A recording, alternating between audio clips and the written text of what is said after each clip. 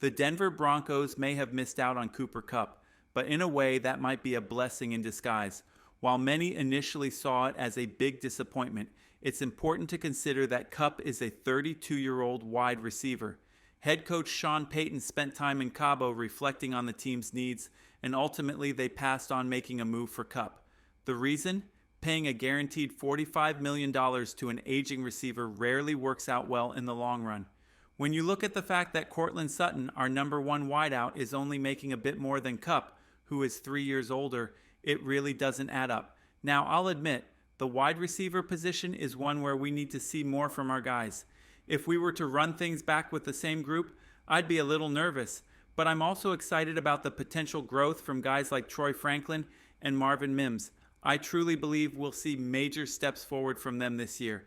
Still, I'd feel a lot more confident about the Broncos' chances to win the AFC West if we made a move for another wide receiver in free agency.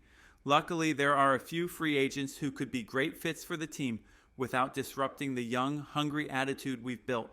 According to an article I read on SI.com, the Broncos could actually be the ideal landing spot for wide receiver Keenan Allen.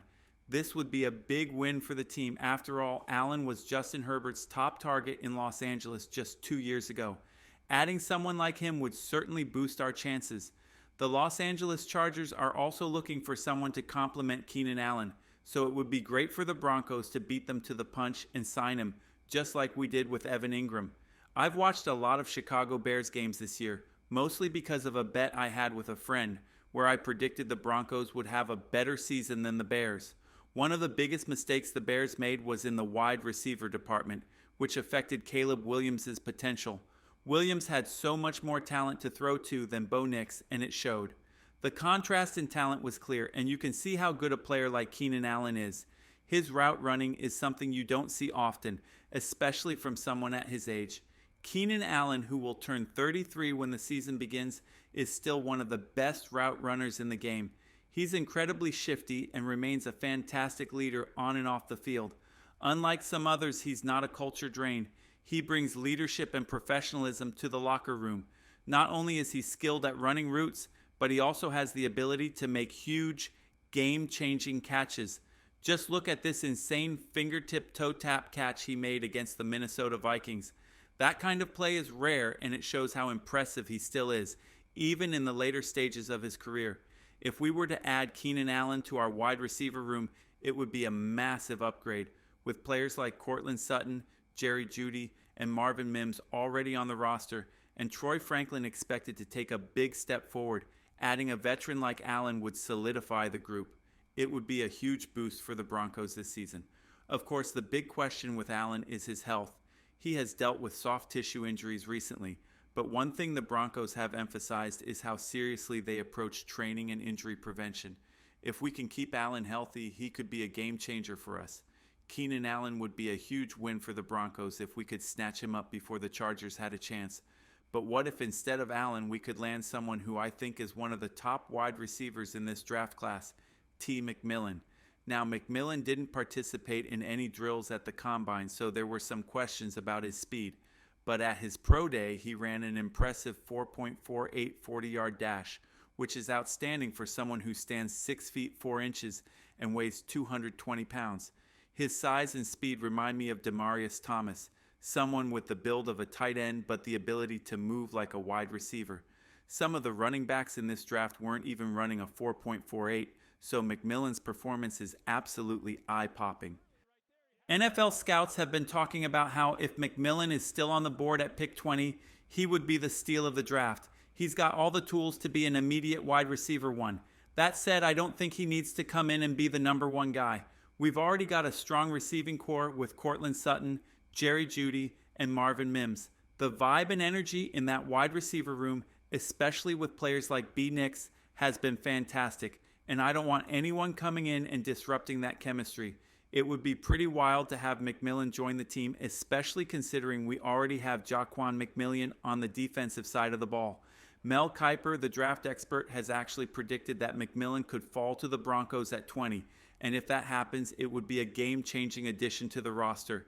But let's be honest, while many of us have been focused on drafting a running back at pick 20, If McMillan is still available, would you take him?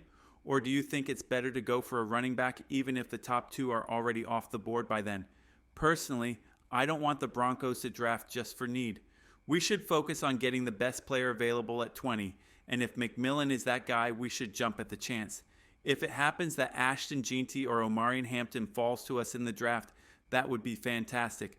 But I don't want to find ourselves in a position where we're reaching for the third or fourth best running back when we know first-round running backs are already a rare commodity. To suddenly jump on the third or fourth guy in a class when there are better options at other positions just doesn't feel right. So, if T. McMillan is still available at pick 20 and we don't have the chance to grab Hampton or Jeanty, I think we'd be looking at a huge win. But if we're hoping that Jeanty will fall to us at 20, there are a few teams we need to get past. One of the key ones is the Raiders.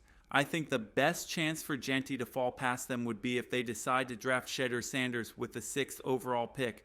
Now, I actually have high hopes for Shedeur Sanders. I'm a big fan of Coach Prime and the CU program, and while Sanders may have a bit of a diva side to him, I really do believe he has the potential to be an NFL quarterback.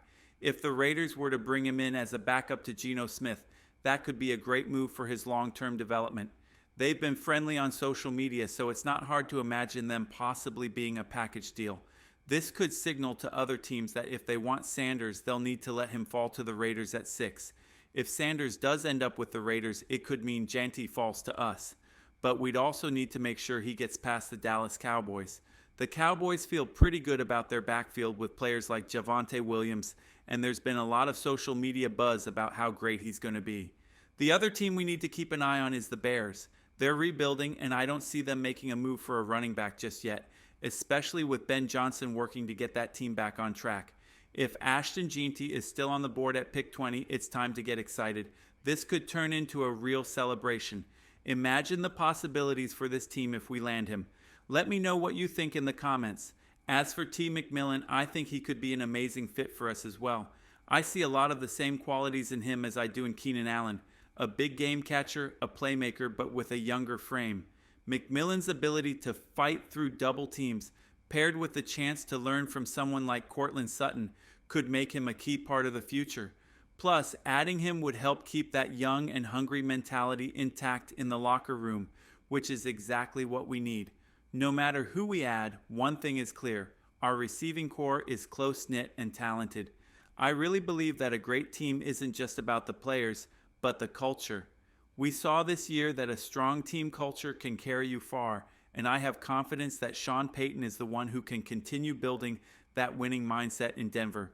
We need to make sure there are no me-first players in the locker room, and I think the chemistry between B. Nix, Sean Payton, and Courtland Sutton is something we can build on for years to come.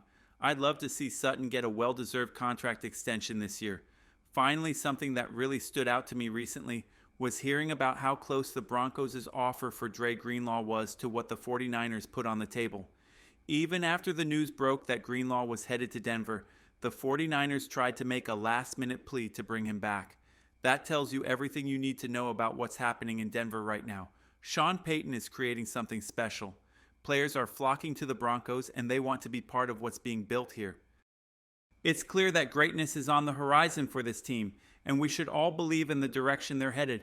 People are choosing Denver over their hometown teams because they know this is where the championship banners will be hung,